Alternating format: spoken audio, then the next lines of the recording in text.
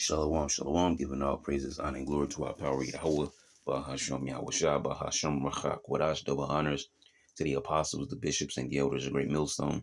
Peace and blessings to the hopeful elect of the tabernacles of David, scattered throughout the four corners of the earth, wherever you may be, wherever you may be. To you I say shalom, Yahshua, shalom. All right, so welcome back to another AI chat. 2 Corinthians 2 and 11, lest Satan should get an advantage of us, for we are not ignorant of his devices, and we know the word or the name. The name Satan in the Hebrew is Shaitan, which means the adversary. And we are talking about the adversary, the devil, who is a race of people on the earth.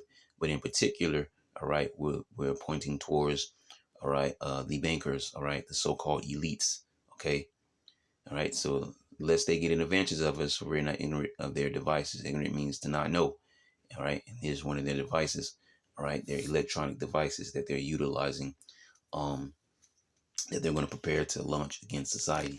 So we're going to get into this video here from the Tesla space. All right, Tesla as the actual Tesla car. All right, the Tesla space. All right, it's a channel that I follow.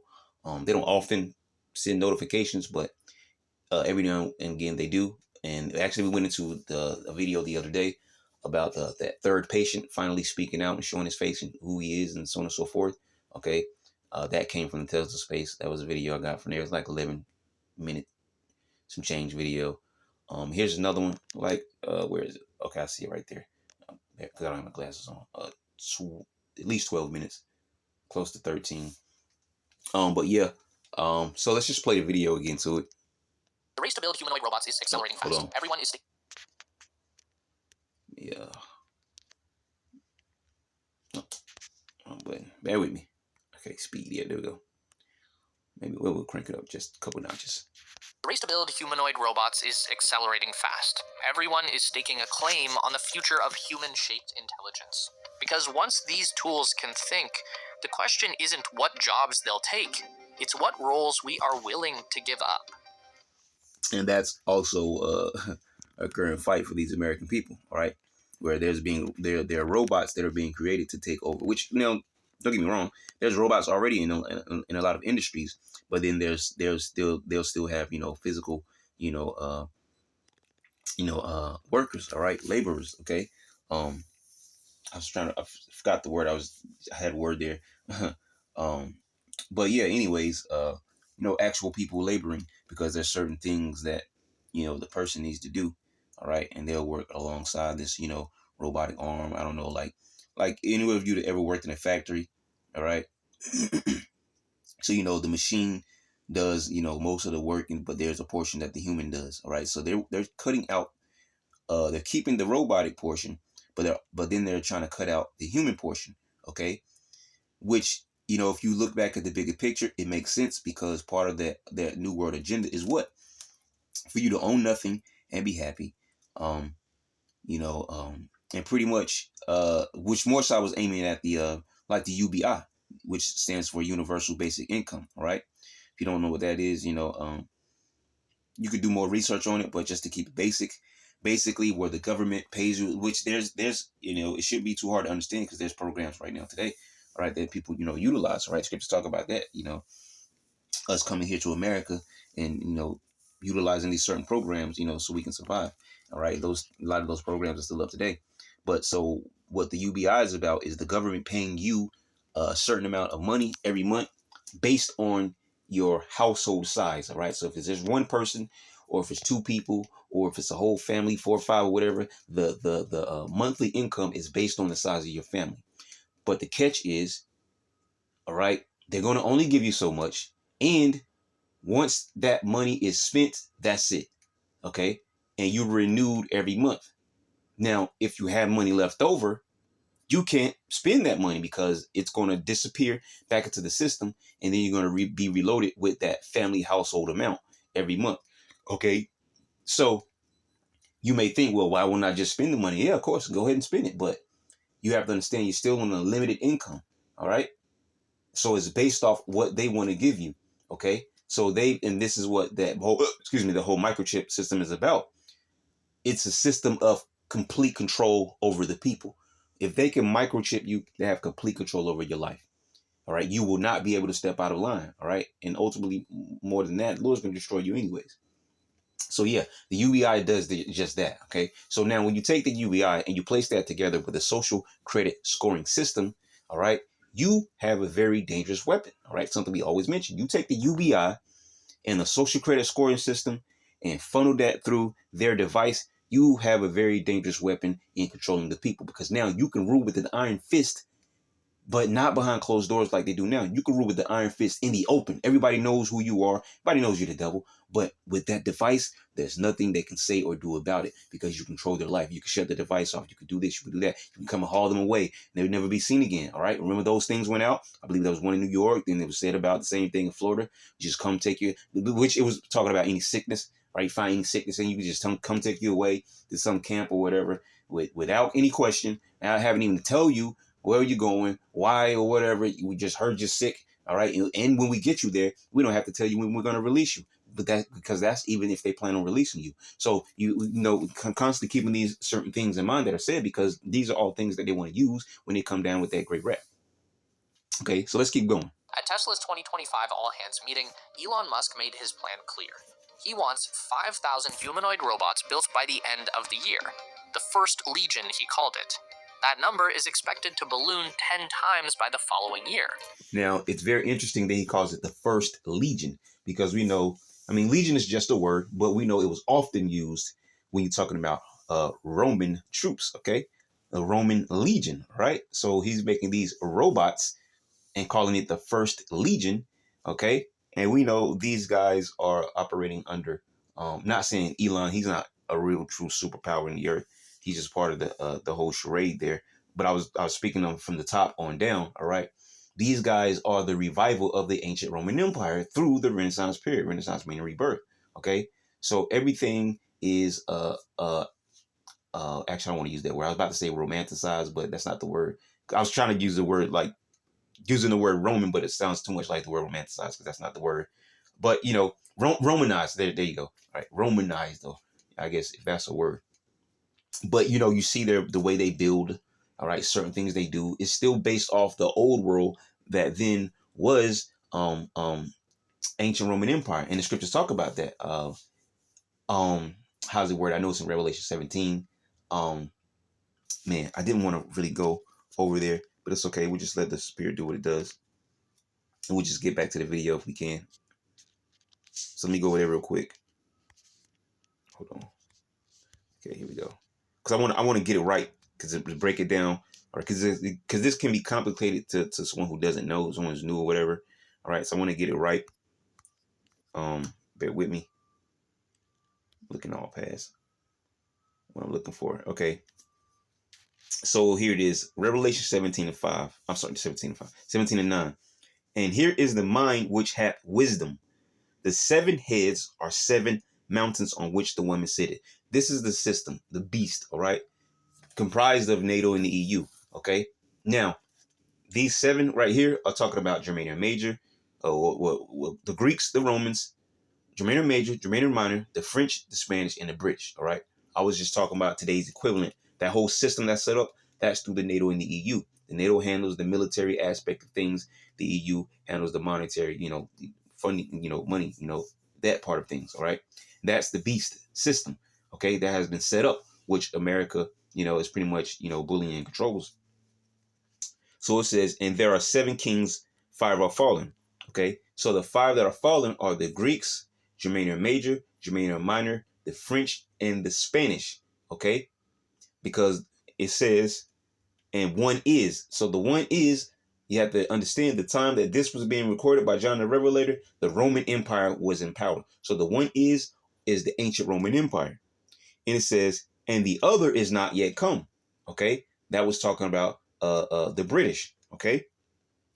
It says, and when he cometh, okay, the Brits, all right, he must continue with short space, because we moved on, or not we, because it's not us. They moved on into revolutionary wars fought on American soil. All right. Because everybody staked a little claim here. OK. And so these American Edomites, these colonizers over here, all right, wanted to gain their independence from, back in England, where they were nobodies. All right. Well, they can come over here and thrive. So, yeah, of course, we want our independence. So they fought the wars and they actually won. And America gained its independence. All right. From those Edomites back east, okay, over there near Europe and everywhere, right? So it says, and the beast that was, which is what? The ancient Roman Empire. The beast that was and is not is the ancient Roman Empire. Even he is the eighth. So what's the eighth? The eighth is talking about America, okay? And is of the seven that we mentioned. Greeks, Romans, Germanic Major, Germanic Minor, the French, Spanish, and the British, okay? Those are the seven. And America is the eighth that is of the seven, because these are all Edomite powers that came up in the earth, okay? And specifically, all right, the ancient Roman Empire was revived through the through the Renaissance period, and America is a result of that today. Even tells you the same thing in Daniel chapter 7, verse 7, because verse 7 talks about the ancient Roman Empire. Then verse 8 goes into talking about America. It's the same thing there in that chapter, okay? It says, and go into perdition, which is destruction, okay? It says, in the 10 horns which thou sawest are 10 kings, which have received no kingdom as yet, but receive power as kings 1 hour with the beast. And since we mentioned it, never know, because there's someone that may be new, which actually we're going into Daniel chapter 7. I don't know if we do it today, but that's the next chapter in this series of the book of Daniel. So here it is, Daniel 7:7. After this I saw in the night visions, and behold, a fourth beast, dreadful and terrible, and strong exceedingly, and it had great iron teeth, and it devoured and brake in pieces, and stamped the residue with the feet of it, and it was diverse from all the beasts that were before it, and it had 10 horns. That's talking about the ancient Roman Empire. Then verse 8 says, I considered the horns, and behold, there came up among them another little horn. That's America. Same thing we just read in Revelation chapter 17, right? So it says, plucked up by the roots. Okay? And it says, before whom there were 3 of the first horns plucked up by the roots. Now remember, we just talked about the Revolutionary War. So these 3 are talking about the British, the Spanish, and the French, right? So it says, and behold, in this horn were eyes like the eyes of a man, talk about America again, and the mouth speaking great things. Okay? So there you go. So we have an understanding of that. Well, why I mention all of that, all right? Because it's very interesting how he calls this robot, this army of robots, the first legion. Well, legion is a universal term, but it's mostly you hear about when you talk about those Roman troops, right? A legion of troops, okay?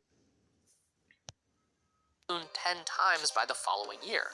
And what makes Musk's vision different isn't just the number of robots he plans to produce, but also the nearly infinite applications he envisions for his robot legion. At first, the Tesla bots will be limited to doing work in factories, but at last year's We Robot event, we saw bots mixing drinks, dancing, and even talking to attendees. Which isn't to say that the Tesla bots can already... And that's just a couple of things, because they got robots that are making for be waitresses. They got robots that are making for people to have sex with. Robots that not only humans but also animals. Okay. Oh yeah, that was the. I gotta pull that video up. Not now, because I have to find it. Maybe I'll do a little short clip after I finish this one, Lord willing. Because some of you might have seen it. It's not new. I've seen it multiple times now, but it's just coming back to mind. So Lord willing, if I remember it and I'll be able to find it, I'll talk about that in a session in a second here. They do these things now. Those robots had some help for the demos, but it does show the wide array of uses Musk has in mind. They'll be sent to disaster zones where humans can't go safely, and are even central to SpaceX's mission to land on Mars. The current model, the Gen 3 Tesla bot, has come a long way since its first reveal, when the only robot was a person in a spandex suit. Today's unit is real. It stands 5'8", weighs somewhere around 125 pounds, and features 28 actuators that mimic the full range of human movement. Its hands, arguably the most complex part, have up to 22 degrees of dexterity. For comparison, the average human hand has between 23 and 27 degrees of dexterity. This means that anything you can comfortably do with your hands will likely be possible for the Tesla bot to do with surgical precision. Its body includes 8 cameras, and it's driven by Tesla's full self-driving AI technology. What sets Tesla apart is the forward-thinking vision it took to get here, and the vertical integration that makes it all possible. Tesla has spent years training real-world AI systems with data from millions of cars already on the road. But its extensive production experience means that it can build its robots in-house while testing and refining their manufacturing process by putting them to work building Tesla vehicles or even replicating themselves. In 2024, the global market for humanoid robots was valued at just over $10 billion.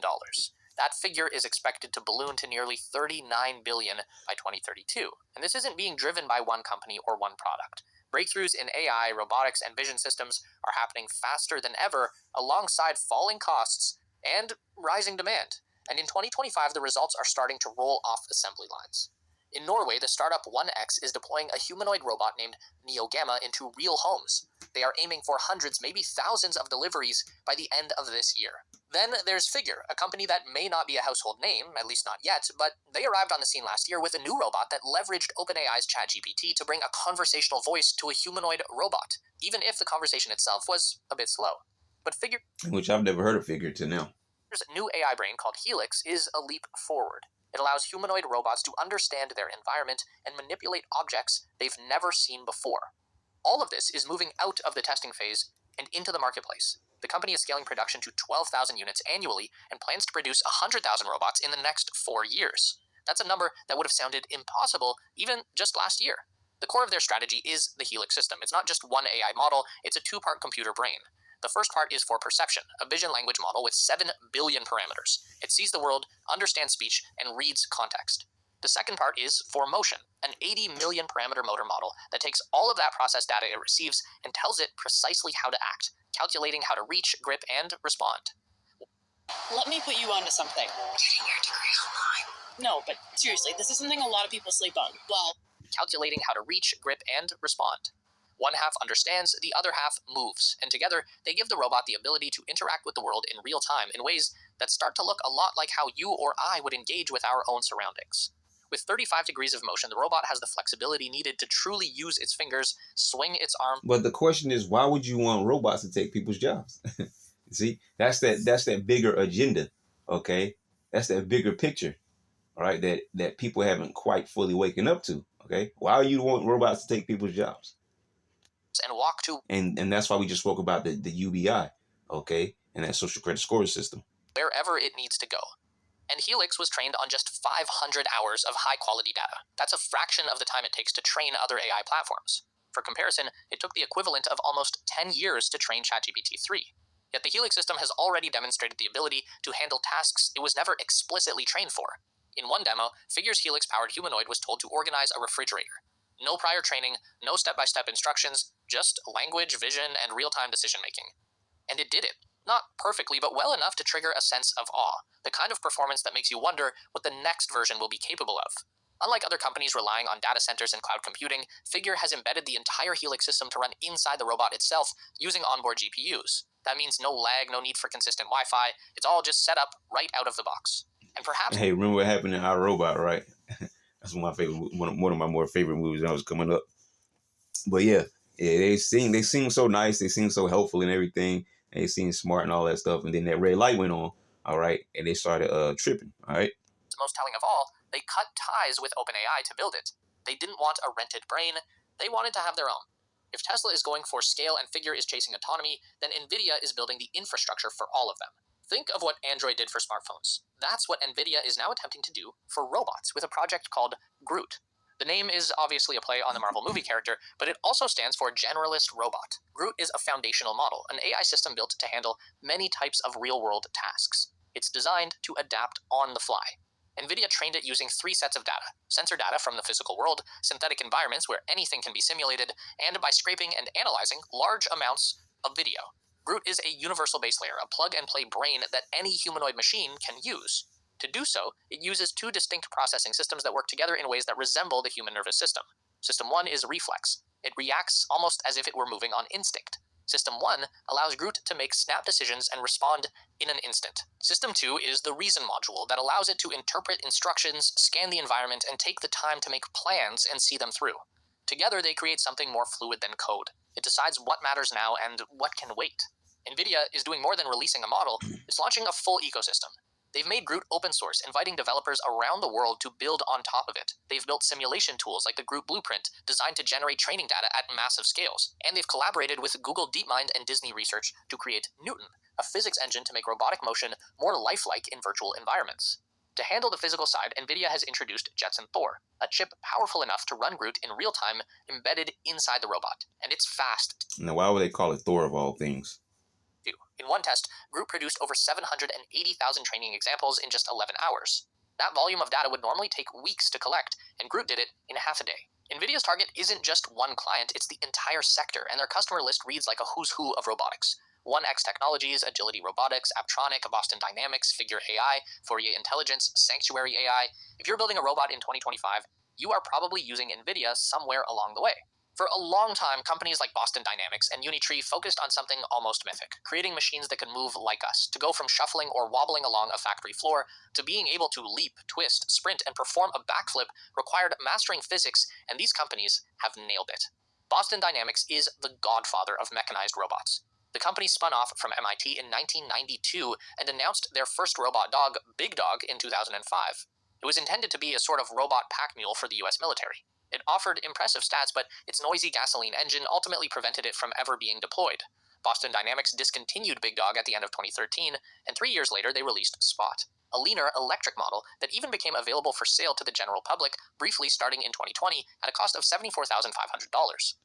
And this is the one that they always show you. They never show you the one with the flamethrower on his back, all right, with the with the assault rifle on his back, okay, the sniper rifle on his back, okay. And they never tell you about the other gets and gadgets that it may be able to deploy.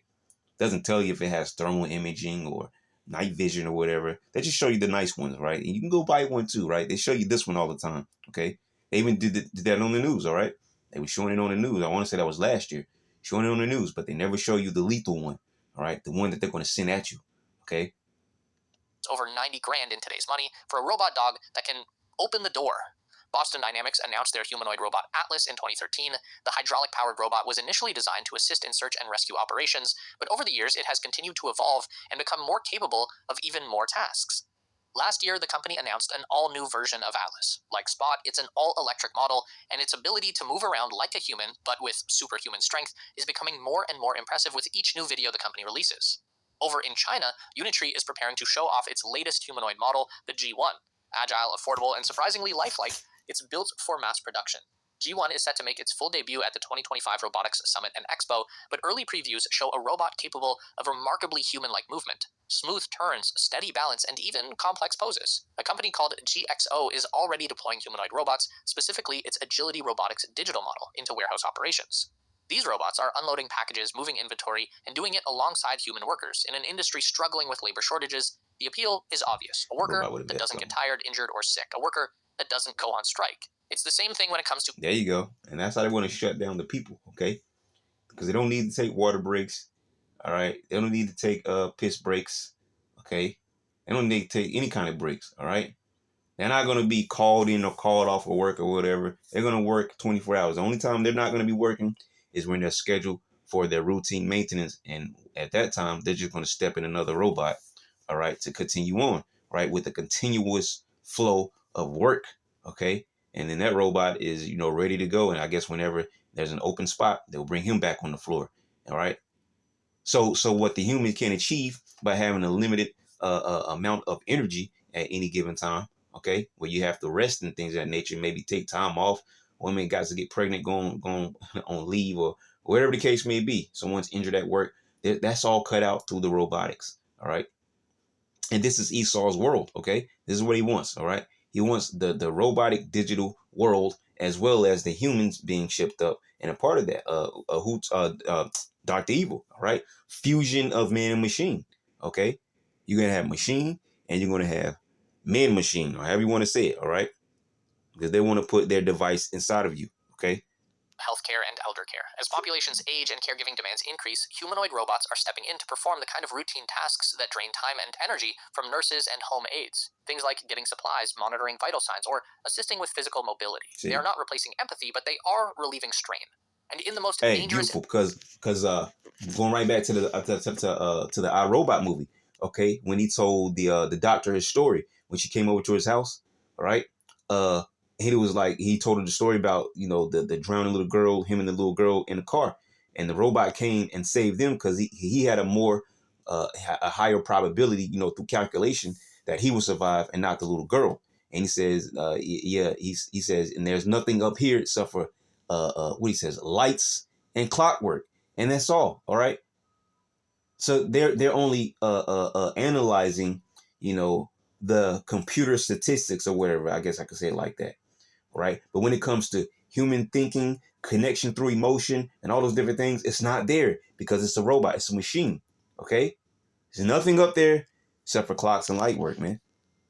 Environments, reactor sites, fire zones, chemical spills, robots are increasingly being trained not just to assist, but to replace human presence entirely. What makes a machine humanoid isn't just its height or limb count, it's what it can do, and more importantly, how it adapts. Because while metal arms and plastic joints can be molded into a human shape, mimicking the complexity of human function is something else entirely. Modern humanoid robots are beginning to operate using what's called generalist AI. These are models trained to learn. They understand spoken instructions, they can see, and in many cases, they can take on jobs they were never directly trained for. Imagine trying to explain how to load a dishwasher to someone who's never seen one. You'd use words, gestures, maybe point to a few plates. That's what Helix and similar models are learning to do with no prior training. For better or worse, we are now giving robots the tools to think on the fly. As models like NVIDIA's Groot become more accessible, Boston Dynamics and Unitree no longer need to concern themselves with developing their own synthetic brain, which means the robotic companies that had been focused on locomotion may still have a chance to dominate the future, not because they solved AI, but because they already built the bodies to house it. They don't feel, they don't choose, built to work, trained to adapt, and now they're learning to move through our world without us. Tesla is scaling them, Figure is guiding them, and NVIDIA is opening the floodgates.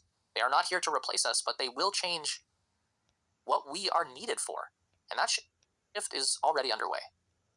To give hope to All right, so yeah, so and if you haven't seen, because I've watched them for a long time, if you haven't seen the Boston Dynamics robots, which that was one of the last ones that you were seeing, the one that was running on the scaffolding, hey, go and check out the Boston Dynamic robots. All right, it's just weird. All right, I mean, it looked cool, of course, but it's just weird when you see just how fluid these robots move, man. Okay, now imagine that with a little bit more speed, and it's weaponized and programmed to come and take American citizens.